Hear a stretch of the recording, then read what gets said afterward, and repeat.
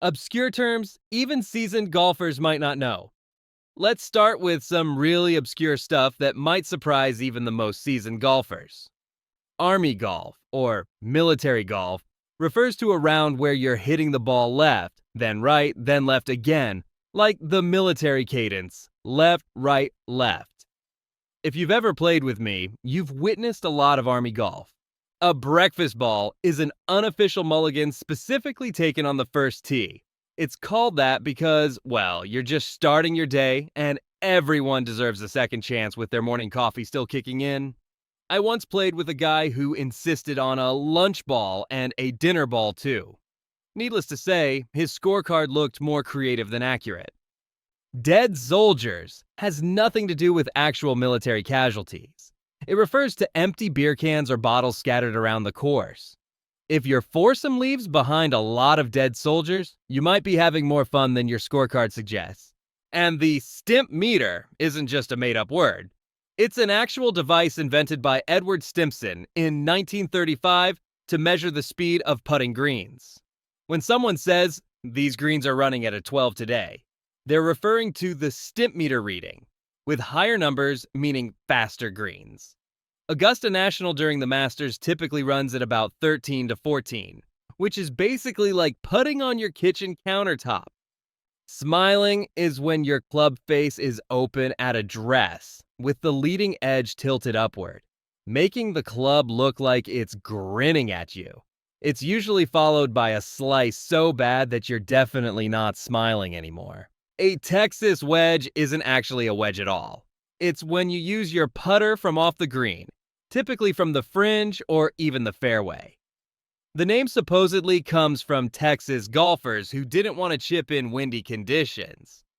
Course conditions and hazards. Golf courses have their own bizarre vocabulary too. A fried egg is when your ball lands in a bunker and gets partially buried, looking like, you guessed it, a fried egg, with just the top of the ball visible above the sand. It's one of the toughest shots in golf. Cabbage refers to extremely thick, nasty rough that's almost impossible to hit out of. Similarly, frog hair is the fringe area around the green, where the grass is cut slightly longer than the putting surface but shorter than the rough. A dog leg is a hole that bends either left or right, resembling a dog's hind leg. And the dance floor is a slang term for the putting green, where all your hopes and dreams either come true or get crushed into a fine powder. The beer garden isn't an actual garden. It's the right side of the fairway for right-handed golfers where slicers tend to end up. It's called that because that's where the high handicappers hang out, and they're usually the ones who care more about the beer cart than their scorecard. Gimmies are short putts that your playing partners allow you to count without actually making them.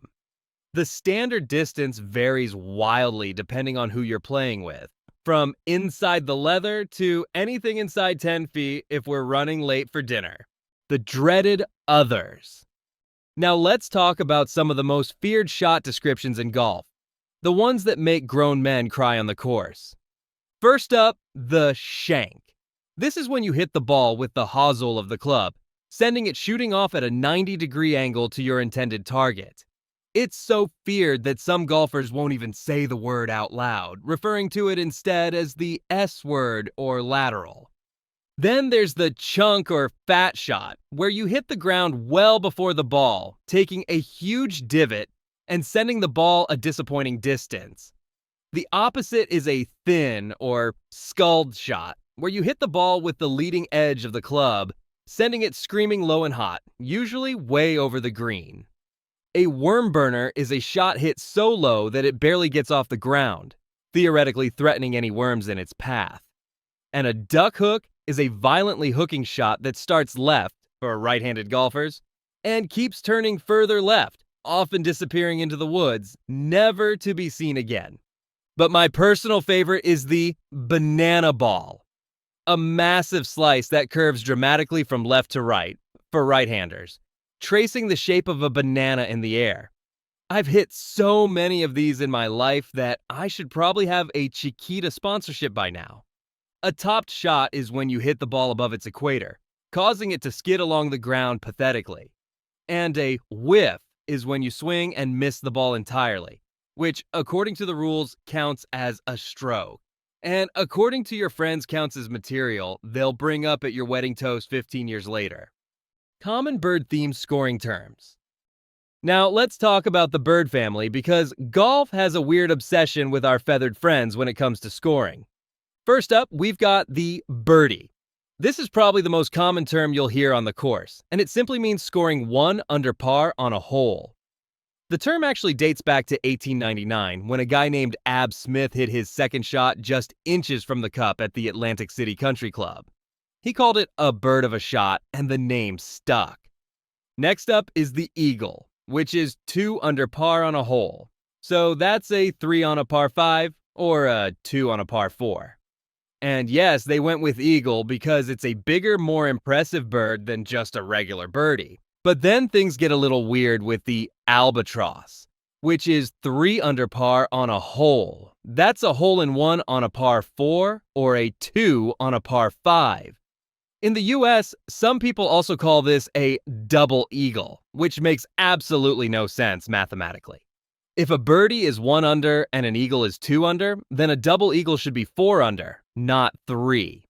And if you're wondering, yes, there is a term for 4 under par. It's called a condor, and it's so rare that only a handful have ever been recorded in history. You'd need to get a hole-in-one on a par 5, which is practically impossible unless you're playing on a course with some serious elevation changes. Bogeys and beyond.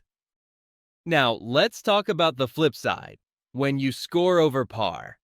A bogey is 1 over par, and the term comes from a 19th century song called The Bogeyman, which had the line, "I'm the bogeyman, catch me if you can."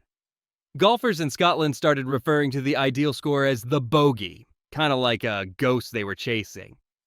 Then we've got the double bogey, 2 over par, triple bogey to 3 over par, and so on. Pretty straightforward stuff. But here's where it gets fun. When you completely blow up on a hole and take 8 strokes, that's often called a snowman because, well, the number 8 looks like a snowman. The yips and other player conditions. Now let's talk about some conditions that affect players, starting with the most dreaded of all, the yips. The yips is a psychological condition where a golfer suddenly can't make short putts or hit basic chip shots around the green due to involuntary wrist spasms or freezing up. It's basically golf's version of a nervous breakdown, and it's ended more professional careers than injuries have. Then there's the term sandbagger, which refers to someone who deliberately inflates their handicap to gain an advantage in tournaments. It's basically golf's version of a con artist. The term actually comes from the old practice of carrying a sock filled with sand as a weapon. A vanity handicap is the opposite of a sandbagger. It's someone who claims to be better than they actually are. You know, the guy who says he's a 7 handicap, but hasn't broken 90 since Obama's first term. The shanks is the plural form of the dreaded shank shot, but it's used to describe a condition where a player suddenly can't stop hitting shanks. It's considered contagious, to the point where some golfers won't even talk to someone who has the shanks. Tournament lingo. Professional tournaments have their own special vocabulary too. Moving day refers to the 3rd round of a 4-day tournament, when players try to position themselves for the final round. It's called that because this is when the leaderboard tends to see the most movement. But before we get to moving day, there's the dreaded cut day, or what some pros ominously call the chop. This is typically the 2nd round of a tournament, where the field gets reduced to only the top performers. If you're on the cut line at the end of this day, you're right on the edge of either continuing in the tournament or packing your bags. The tension is palpable as players finish their rounds, often checking leaderboards obsessively to see if they'll make it to the weekend. Missing the cut means no prize money and a long, quiet drive home. It's why you'll often hear players say they're just trying to survive the chop on Friday before they can think about contending on the weekend. MDF stands for Made Cut, Did Not Finish, a designation used in PGA Tour events with unusually large fields. After the 2nd round, if too many players make the cut, they implement a secondary cut, and those who don't make it through the 2nd cut are given the MDF designation. A shotgun start is when all groups start simultaneously on different holes around the course, rather than everyone starting on the first tee. It's called that because traditionally, a shotgun blast would signal everyone to start at once. The mulligan mystery. We can't talk about strange golf terms without addressing the mysterious mulligan, a do-over shot that's allowed in friendly games but strictly forbidden in official play. The origin of this term is hotly debated, but the most popular story involves a Canadian golfer named David Mulligan, who played at the St. Lambert Country Club near Montreal in the 1920s. Apparently, he hit a terrible shot off the first tee one day and simply re-teed without penalty, telling his playing partners he was taking a correction shot. However, there's another story about a different golfer named John Mulligan who played at Essex Fells Country Club in New Jersey. And yet another tale about a locker room attendant named Mulligan who would play with club members and get extra shots because he didn't get to practice as much. The fore phenomenon. And of course, we have to talk about fore, the warning cry that golfers shout when their ball is heading toward another person. It's golf's version of look out, or duck, or I'm really sorry about your windshield. The term likely comes from the military, where artillery spotters would yell, beware before, to warn troops of incoming fire.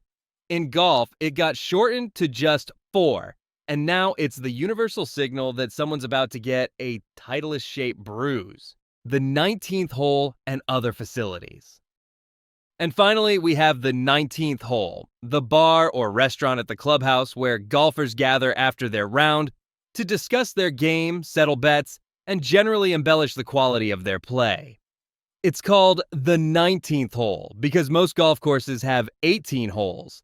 So this is the unofficial extra hole that many golfers consider the most important part of the day.